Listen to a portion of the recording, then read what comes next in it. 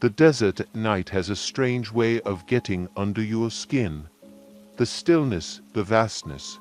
It's like the world just stops, and you're left alone with your thoughts and the vast expanse of nothing. That's what I loved about it, until the night I came face to face with something I still can't explain. I had just taken a road trip through the Navajo Nation in northern Arizona. My friend, Eric, had grown up near here and always talked about the stories, the legends his grandmother would whisper late at night. Stories about creatures that could change their form, beings that stalked the night, blending in with the shadows and the wild animals. I didn't believe in any of that, until the night everything changed. We had decided to camp out under the stars near a small, isolated town. The sky was impossibly clear, the stars like a blanket overhead. There were four of us, me, Eric, his cousin Nate, and another friend, Jake. We built a fire, roasted some marshmallows, and told jokes to keep the mood light. But I noticed something strange. Every now and then, Eric would glance nervously over his shoulder, scanning the darkness beyond the reach of our firelight. "What's up, man?" I asked him, trying to sound casual, but his unease was starting to get to me. "It's nothing," he muttered, but his eyes betrayed him. Nate leaned forward, his face illuminated by the flickering flames. "You've never been out here before, have you?" he asked. His voice was low, and there was something in his tone that made me feel like this wasn't just going to be another campfire story. "There are things out here, things you wouldn't believe." I laughed it off, but Jake shifted uncomfortably. "Like what, coyotes?" he joked, though the edge in his voice gave him away. Nate shook his head. "You wish it was just coyotes." The wind picked up slightly, carrying with it a distant, almost human-like howl. Eric flinched, and Nate glanced at him with a look that made my blood run cold. "It's them," Nate whispered. "The Skinwalkers." I felt a chill crawl up my spine. The Skinwalkers, shapeshifters.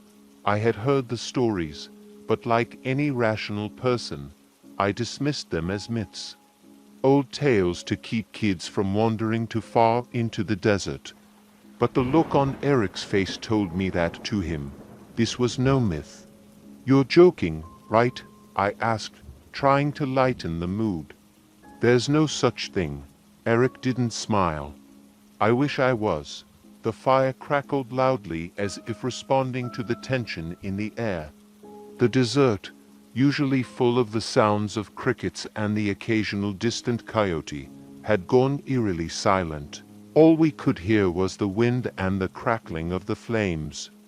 Then, far off in the distance, we heard it again, the howl. But this time, it was closer. "Let's just pack it up and go," Jake suggested, standing up and brushing the dust off his jeans. His voice wavered slightly, and I could tell he was scared. But before any of us could move, there was a rustling in the bushes. We all froze, listening intently. It was faint at first, but growing louder, like something, or someone, was moving through the brush, getting closer. My heart pounded in my chest as I shone my flashlight into the darkness, but all I saw were the outlines of the desert plants and the shifting shadows cast by the fire. Nate stood up slowly, his hand gripping a knife he kept strapped to his belt. "We're not alone," he muttered, his eyes fixed on the direction of the sound. Then, without warning, a figure darted across the edge of the firelight, fast, too fast for any human. It was just a blur, but the brief glimpse I caught was enough to make my stomach drop. It looked like a man, but there was something off about it. Something unnatural. What the hell was that? I whispered, not sure if I wanted an answer. Eric's face had gone pale. "We need to leave, now." The urgency in his voice jolted us into action. We scrambled to douse the fire and gather our things, but the rustling in the bushes grew louder, closer. Then came the smell, an overwhelming stench like rotting meat, filling the air around us. I gagged, covering my nose with my sleeve. "Run," Nate hissed, and we didn't need to be told twice. We took off through the desert, the beam from my flashlight bouncing wildly as I ran.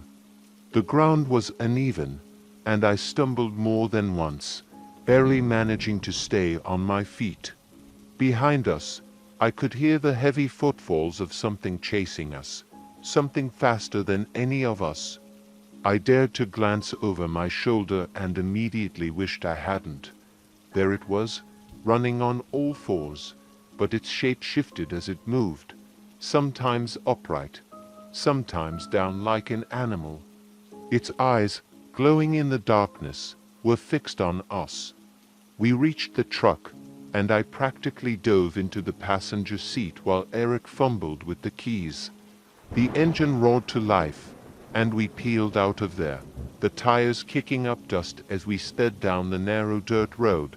For a moment, I thought we were safe, but then, in the rearview mirror, I saw it again, running alongside the truck, keeping pace with us, its body contorting in ways that shouldn't be possible. My heart raced as Eric floored the gas, the truck swerving as he tried to shake it off. And then, just as suddenly as it appeared, it vanished, gone. The night was still again, save for the sound of the engine and our labored breathing. We didn't stop until we were miles away, back in the relative safety of the town. None of us spoke for a long time, the terror still gripping us too tightly. Finally, Eric broke the silence. "That wasn't a coyote," he muttered, his voice trembling. Nate nodded grimly. "It wasn't human either."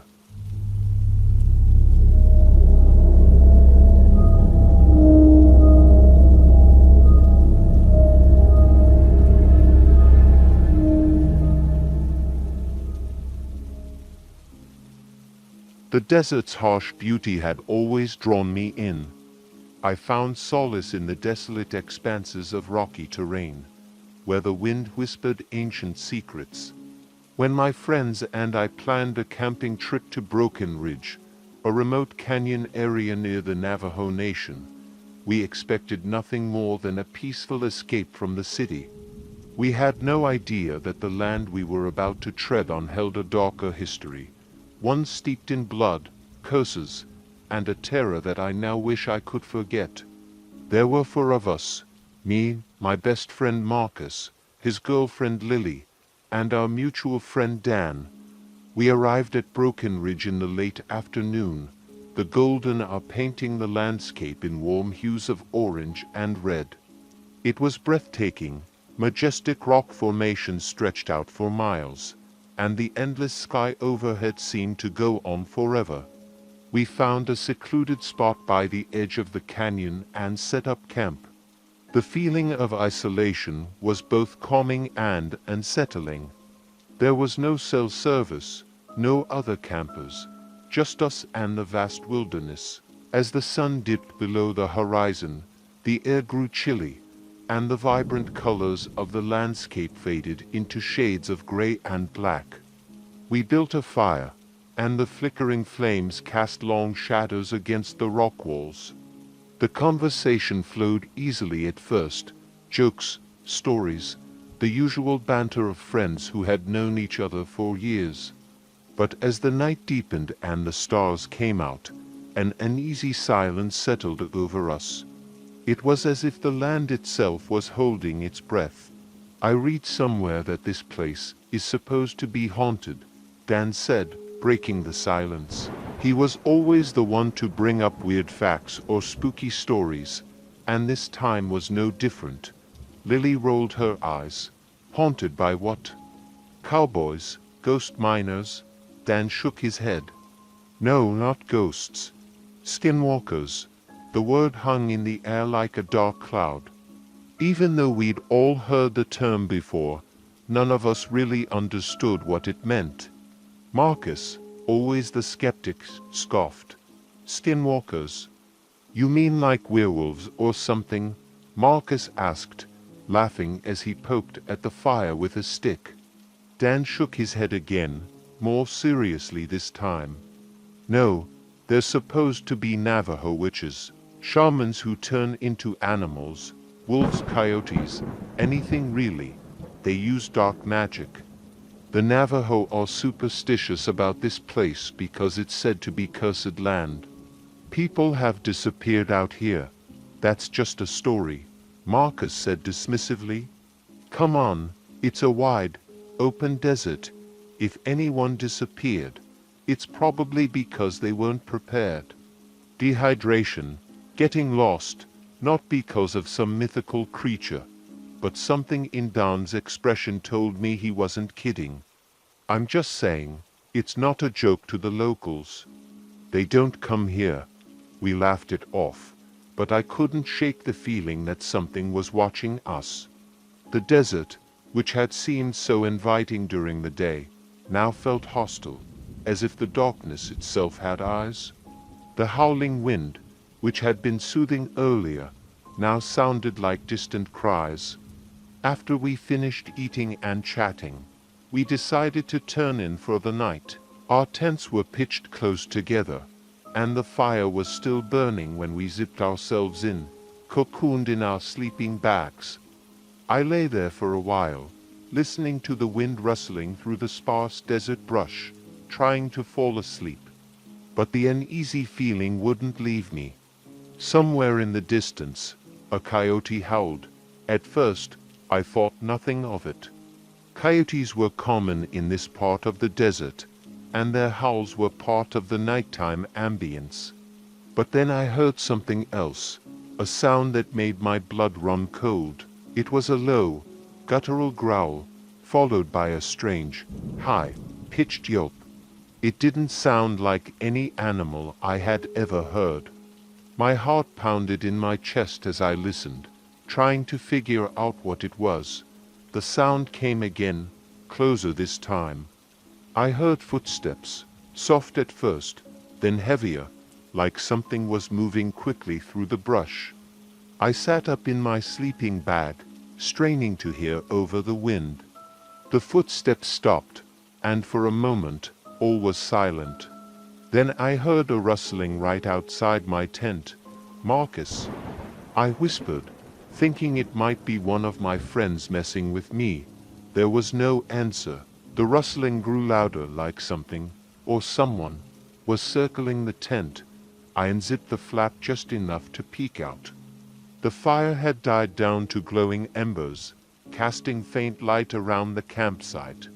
I couldn't see anything at first, but then I noticed movement near the edge of the light, a dark shape, low to the ground, moving slowly.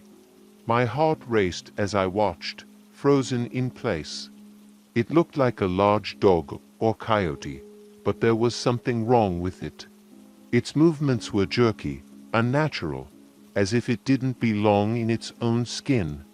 The creature sniffed the air, its head turning toward me. In the dim light, I could see its eyes, large, glowing, and unnervingly human. I quickly zipped the tent back up, my hands shaking.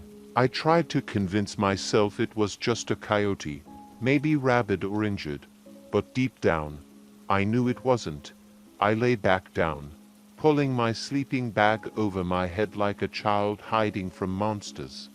I could still hear the thing outside, circling our tents, sniffing, growling. It sounded like it was trying to find a way in. Minutes passed, or maybe hours, I couldn't tell. Every second felt like an eternity. Then, as suddenly as it had started, the noise stopped. The wind howled through the canyon, but the footsteps were gone. I didn't sleep at all that night. When dawn finally broke, I crawled out of my tent, exhausted and on edge. Marcus and Dan were already up, sitting by the fire. Lily was still asleep. I could tell by the looks on their faces that they had heard something too. "You guys heard that, right?" I asked, my voice shaky. Marcus nodded, his usual bravado gone. Yeah, man. I thought it was just my imagination at first, but it wasn't, Dan said, his eyes wide with fear. I saw it, or I saw something. It wasn't a coyote. I don't know what it was, but it looked wrong. Like it was wearing a coyote's skin but didn't know how to use it. We packed up quickly after that.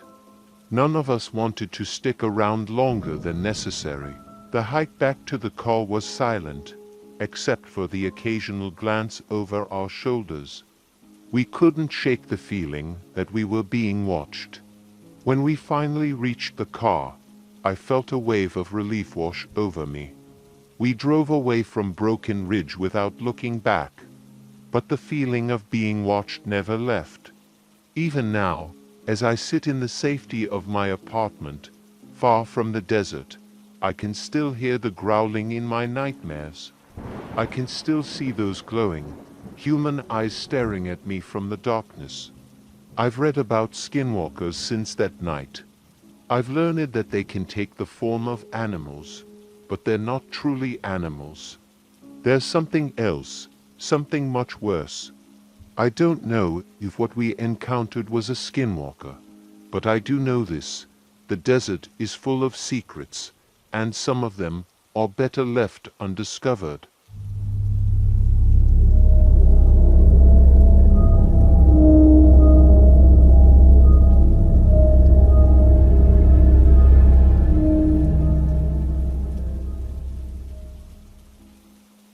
When you're a hunter, you learn to read the land.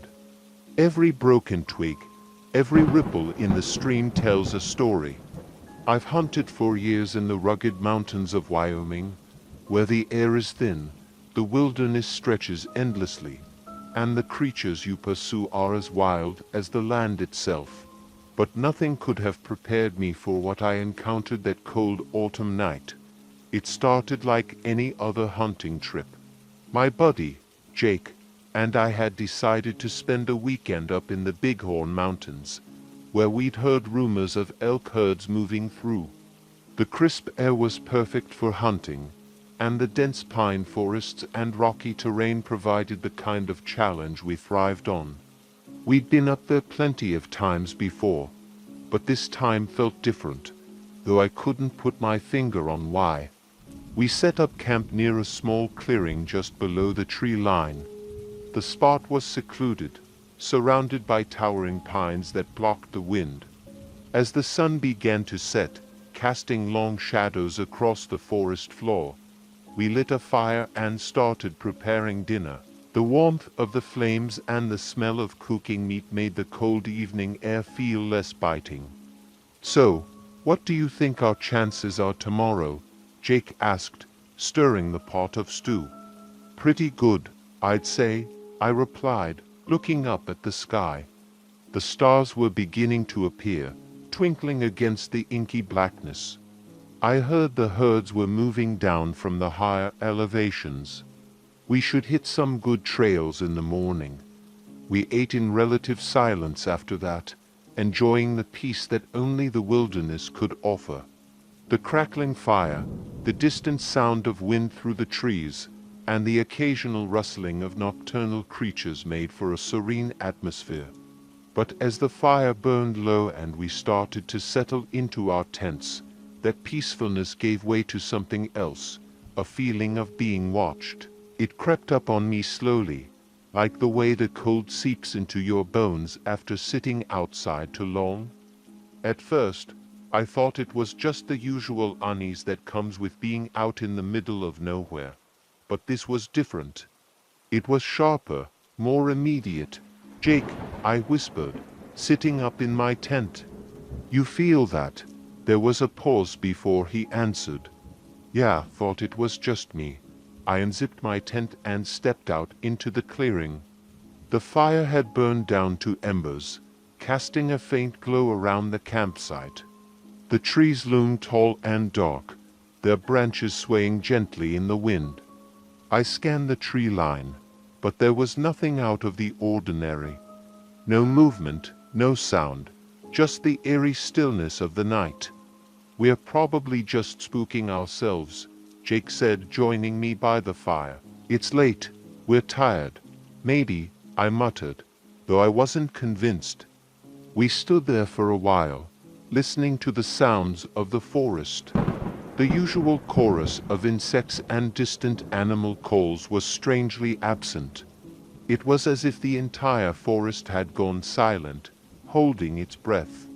I couldn't shake the feeling that something was out there, watching us. "Let's get some rest," Jake finally said, rubbing his arms against the cold. "We've got a long day tomorrow." Reluctantly, I agreed, and we both retreated to our tents. But sleep didn't come easy. I lay awake for hours, listening for any sign of movement outside. Every rustle of leaves, every gust of wind made my heart race. It felt like something was circling our camp, staying just out of sight. Eventually, exhaustion overtook me, and I drifted off into a fitful sleep. But it didn't last long. Sometime in the middle of the night, I was jolted awake by a sound I couldn't immediately place. It was a low, guttural growl, followed by the unmistakable sound of heavy footsteps moving through the underbrush. I froze, every muscle in my body tensing as I strained to hear. The footsteps were slow and deliberate, like something was stalking through the forest, moving with purpose. I grabbed my rifle and unzipped the tent as quietly as I could. The moon was high in the sky now, casting a pale light over the clearing. I scanned the area, my heart pounding in my chest. The footsteps had stopped, and the night was eerily silent once again. That's when I saw it. At the edge of the clearing, just beyond the light of the fire, something was standing among the trees.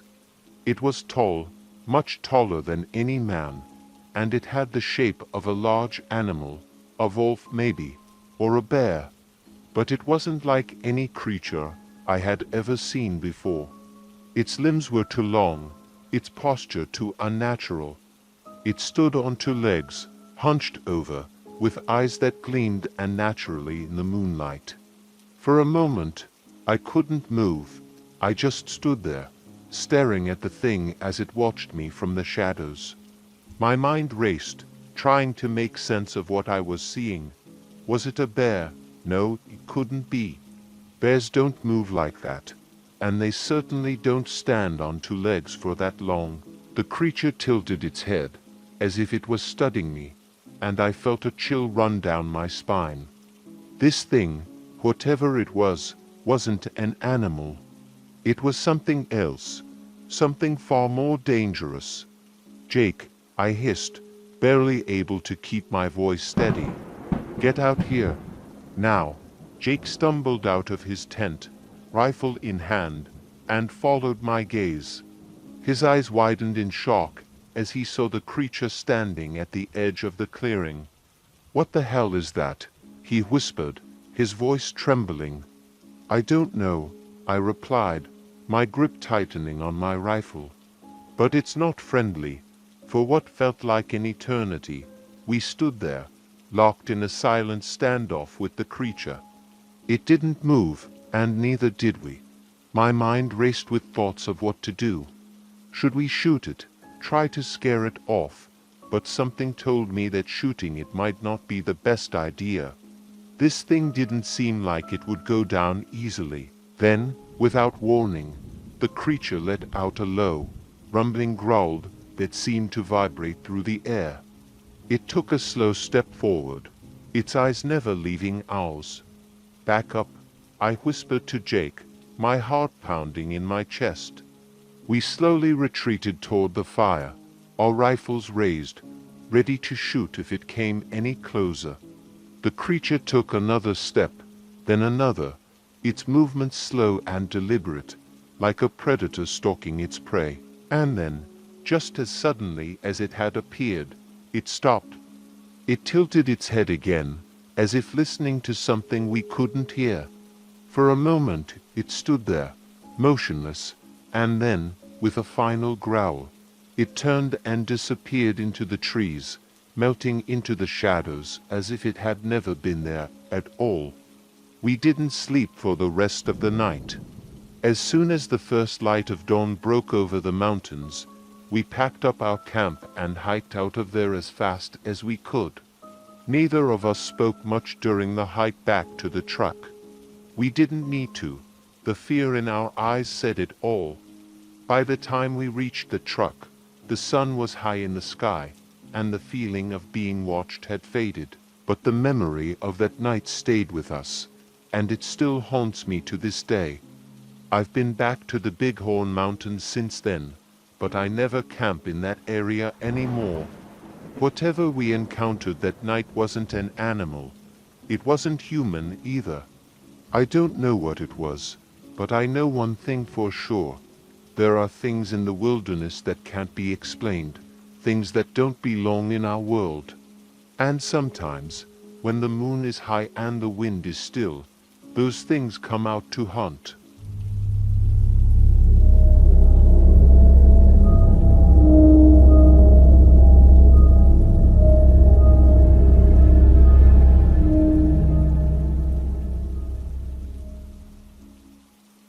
I was never one to believe in supernatural creatures, legends, or any of those horror stories you hear around campfires.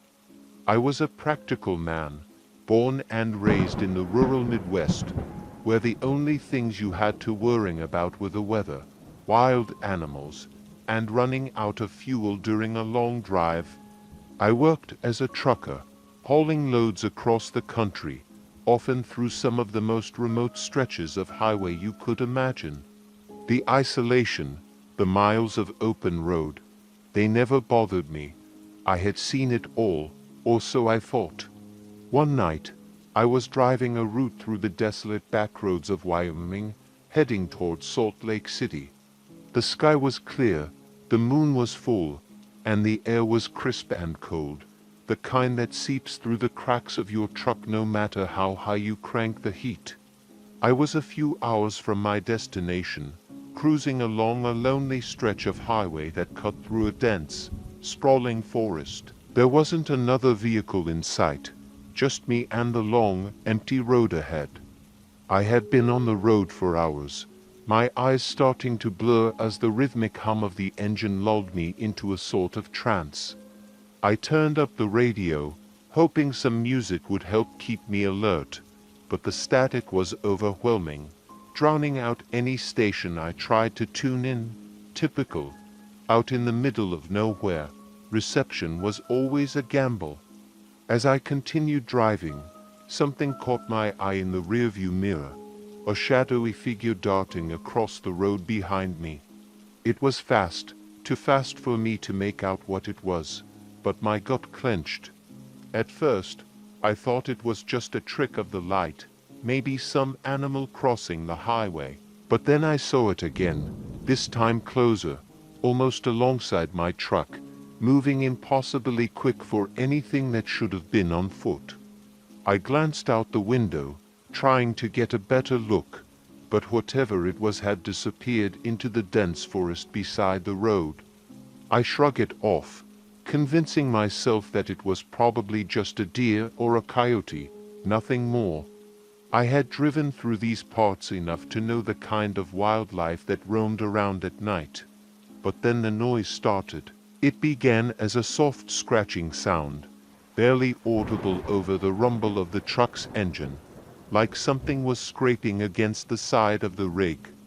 At first, I ignored it, thinking it was just debris on the road kicking up against the tires. But the sound grew louder, more insistent, like claws raking against metal. I tensed, gripping the steering wheel tighter as the scratching became more persistent. I glanced at the mirrors again, my pulse quickening. There was nothing, just the dark, empty road stretching out behind me, framed by the shadowy outline of the trees. "Get a grip, man," I muttered to myself, trying to shake off the growing sense of unease. It's just the road, maybe a branch or something, but the scratching didn't stop. If anything, it intensified, now accompanied by a strange, low growling noise that seemed to reverberate through the cab of the truck. My heart started pounding in my chest, a cold sweat breaking out on my forehead as I realized the noise was coming from underneath the truck. I swerved the rig onto the shoulder, bringing it to a screeching halt. My hands were shaking as I turned off the engine, the sudden silence almost as unnerving as the noises had been.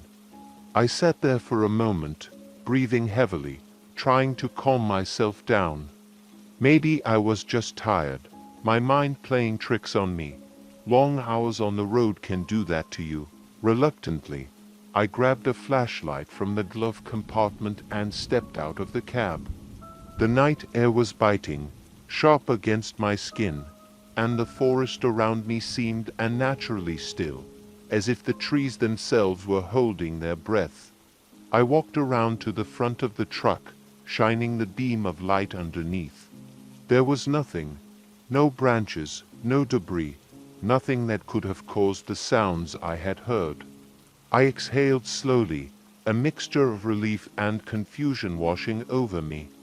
I was just about to head back to the cab when something in the forest caught my attention. At the edge of the trees, maybe 50 yards away, a pair of glowing eyes stared back at me, reflecting the beam of my flashlight. They were too far apart, too high off the ground to belong to any animal I was familiar with. My breath caught in my throat as the eyes blinked once, slowly, and then disappeared into the shadows. Every instinct I had screamed at me to get back in the truck, but my legs felt like lead. For a few moments, I just stood there, frozen in place, the flashlight shaking in my hand. I couldn't explain it, but those eyes, there was something wrong about them, something unnatural. Finally, I forced myself to move, stumbling back to the truck and slamming the door behind me. I started the engine, my heart still racing, and pulled back onto the highway, my eyes glued to the rearview mirror. But whatever it was, it didn't follow. The next hour was a blur. I drove faster than I should have, the dark forest whipping past on either side, the sense of dread hanging over me like a storm cloud. I didn't see those eyes again, but I couldn't shake the feeling that something was still watching me, lurking just out of sight. By the time I reached Salt Lake City, it was early morning, the first light of dawn creeping over the mountains. I pulled into the truck stop, exhausted and on edge. I parked the rig, got out, and leaned against the side, taking deep breaths to calm myself down. The sun was rising, the world around me starting to come back to life, but the events of the night still weighed heavily on my mind. I decided to check the truck one more time, just to make sure everything was in order.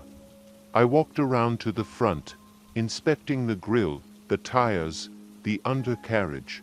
That's when I saw it. Deep, jagged scratches ran along the side of the truck, starting from the front wheel well and trailing all the way to the back. They were too large, too deliberate to have been made by any animal. My stomach dropped as I realized that whatever had been out there last night hadn't just been following me, it had been trying to get inside. I never told anyone about what happened that night. Not Jake, not my dispatcher, not even my wife. I couldn't explain it, and I didn't want anyone thinking I was crazy. But every time I drive through a remote stretch of highway, especially at night, I can't help but look out into the trees, half expecting to see those eyes staring back at me. There's something out there, something that doesn't belong in our world. And if you're unlucky enough to cross its path, you'd better pray it doesn't take an interest in you. Because once it does, there's no escaping it, no matter how far or fast you drive.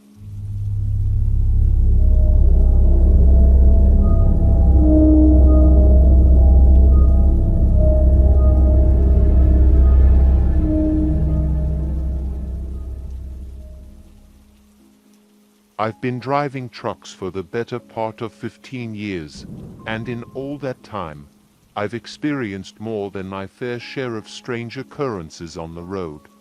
Things that don't quite make sense, late night encounters with shady characters, and eerie sights on the highway. But nothing compared to the nightmare I lived through during one stormy night in Montana. This story is one I've never shared in full, mainly because I've struggled to wrap my mind around it. The day started like any other. My rig was fully loaded with a shipment of farm equipment destined for a small town near the Canadian border. The route took me along a remote two-lane road, far from civilization, where the nearest town was miles away, and the only company you had were the open fields and dense forests that stretched endlessly on either side of the highway. I had been on the road for several hours when the weather started to turn. A dark band of clouds loomed on the horizon, and by the time I entered the forested stretch of highway, the rain had begun to fall in earnest.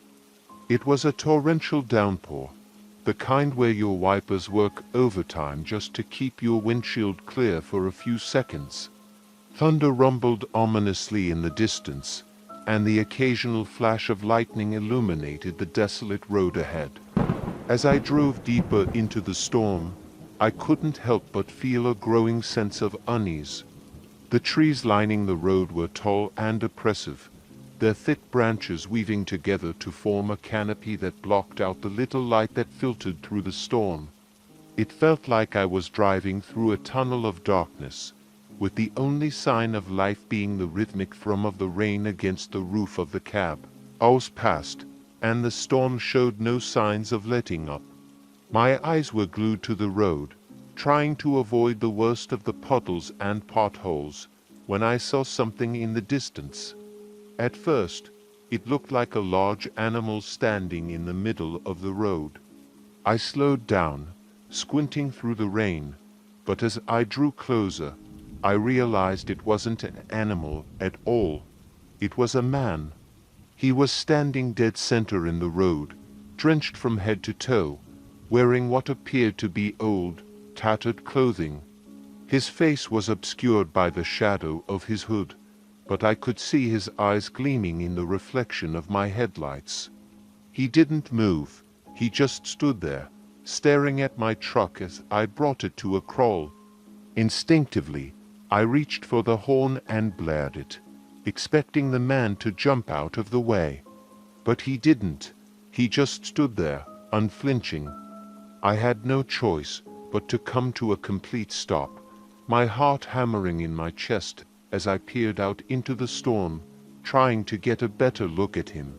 My nerves were on edge, and the hairs on the back of my neck prickled with unease. Something about the man didn't sit right with me. I considered getting out to check on him. Maybe he needed help, but the instinct to stay inside the safety of my truck was overwhelming. Something deep down told me that opening that door would be a grave mistake. Just as I was about to reach for my phone to call for help, the man took a step forward, and then another. Slowly, deliberately, he began to approach the truck, his movements unnaturally stiff. I gripped the steering wheel tightly, my eyes darting to the side mirror.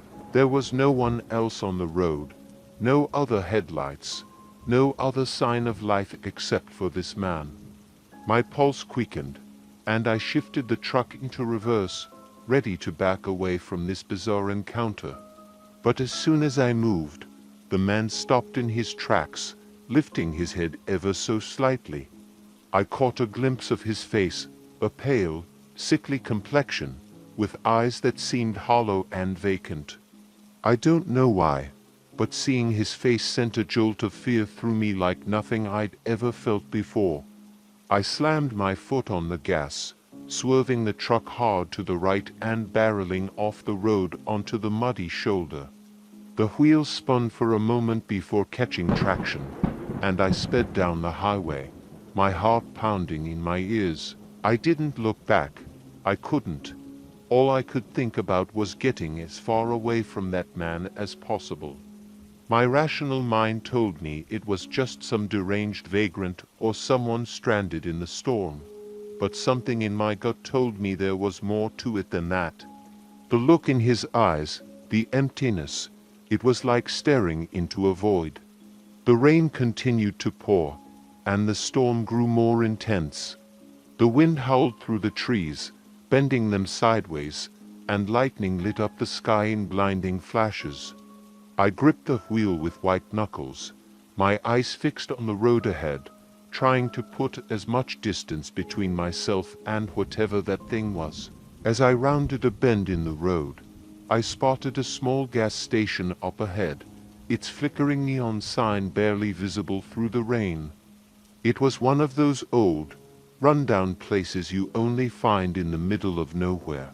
But it was a welcome sight after what I had just experienced. I needed a break, a moment to clear my head. I pulled into the gravel lot and parked the rig beneath the awning, the rain hammering down on the roof. The place looked deserted, but the lights were on, and the door to the store was slightly ajar. I grabbed my jacket and stepped out of the cab, the wind whipping the rain into my face as I hurried inside.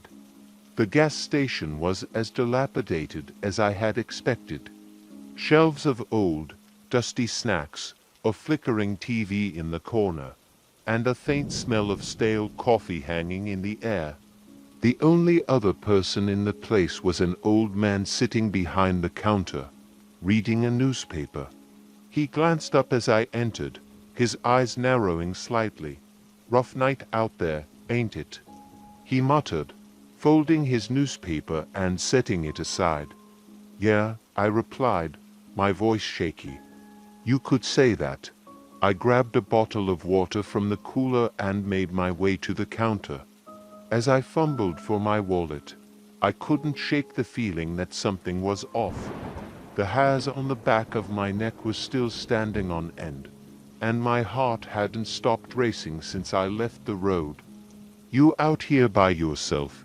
the old man asked, his tone casual but with a hint of curiosity. I nodded. "Just passing through." "Got a load to deliver," he grunted in response, eyeing me for a moment before ringing up my purchase.